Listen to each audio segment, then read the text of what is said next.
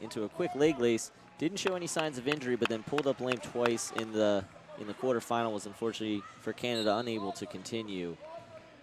But Isquierdo Mendez, very lanky, and he actually wrestled a Greco weight last week at the Pan American Championships as well. I think that was he didn't actually end up wrestling. He came out at 85 kilos, and it was an injury default.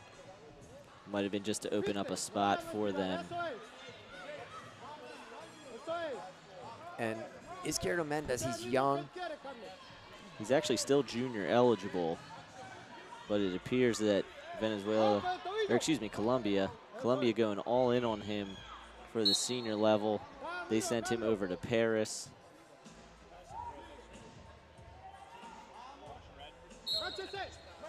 Back in January. And the passivity was confirmed.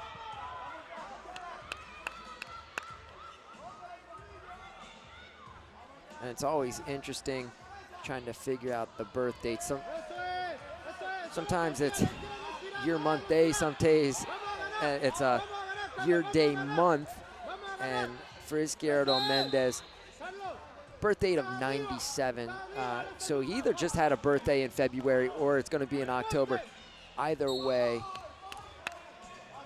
you know, 19, possibly 18 years old. And Izquierdo Mendez took part in the first Youth Olympic Games back in 2010.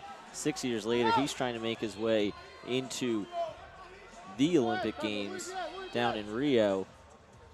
High hopes in Colombia for this young man.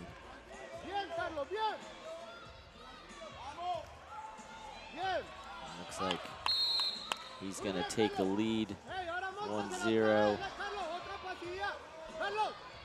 You see it on the scoreboard. If you can see it on the scoreboard, it says activity time. On the software, it's going to say shot clock. Shot clock more for you basketball fans out there.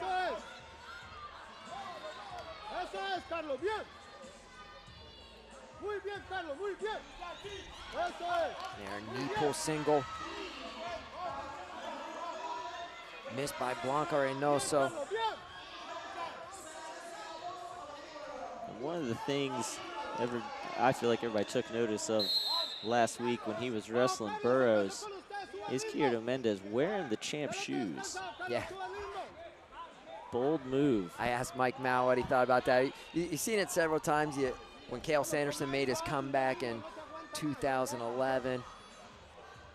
It's got to be a strange feeling walking out to wrestle the guy who is the namesake on your shoe.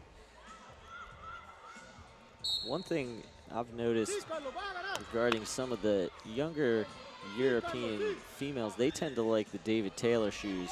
Izquierdo Mendez fighting off that shot there.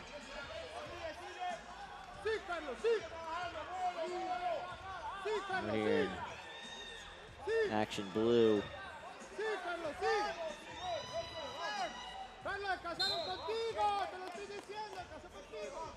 So confirmed right before that 30-second threshold.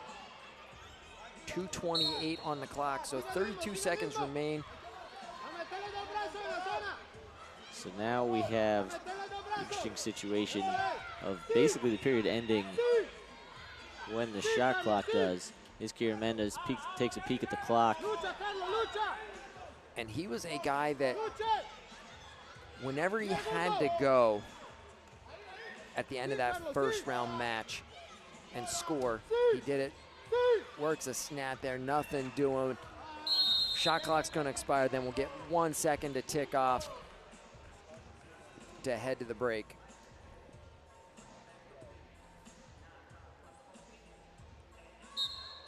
We're gonna head into the break 1-1.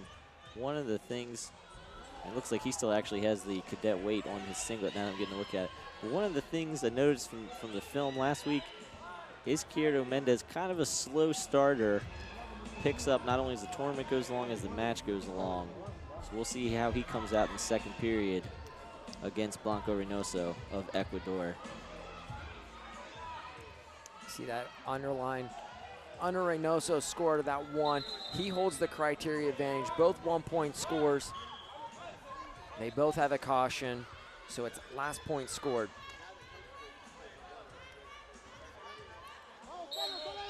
Izquierdo Mendez with a head fake right away.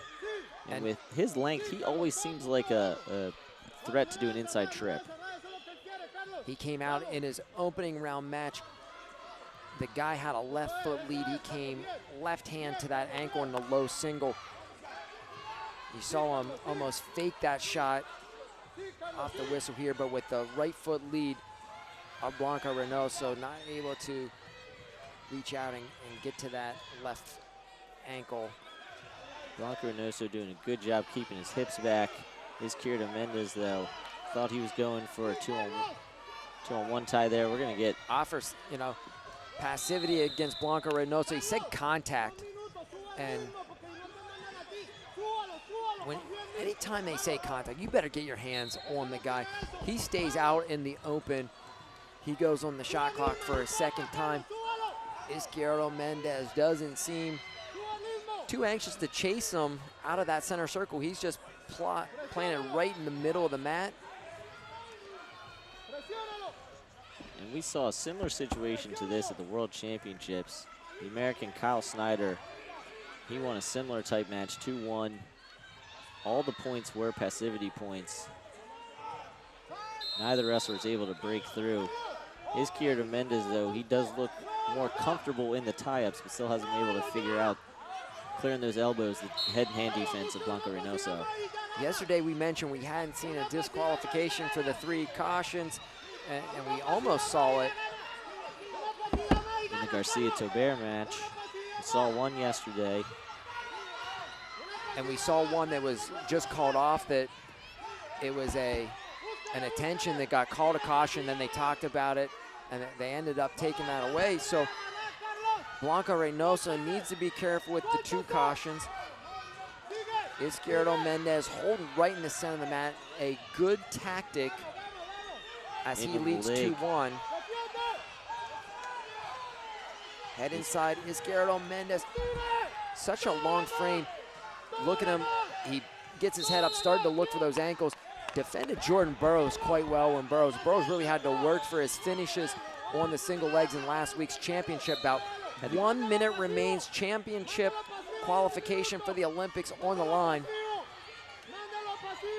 Izquierdo Mendez continuing to hold center. And the thing with Blanco Reynoso, whenever the ties break, Blanco Reynoso is the one initiating the break of the tie. And the ref calling for attention blue now, and he's offering white, but chairman confirms it. Yes. What a huge revelation here.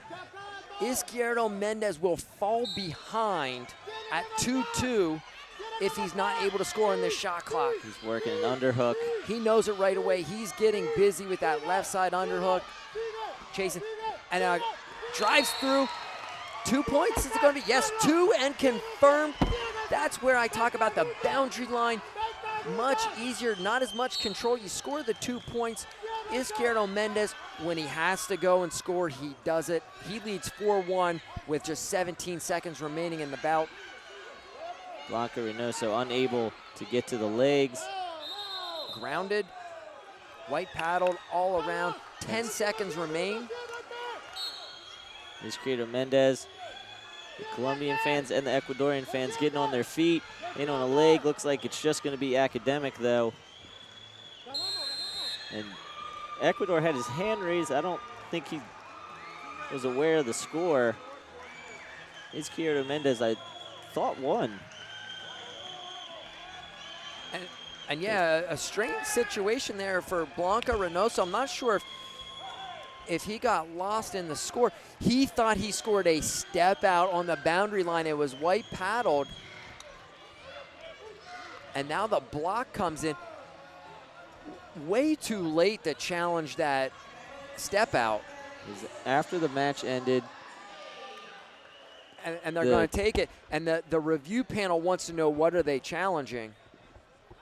And then the chairman kind of shaking the finger that you can't challenge this. I'm not sure. And we're going to see it up on the board here. And the takedown, too. But he was up by 3. And in order to challenge that step out,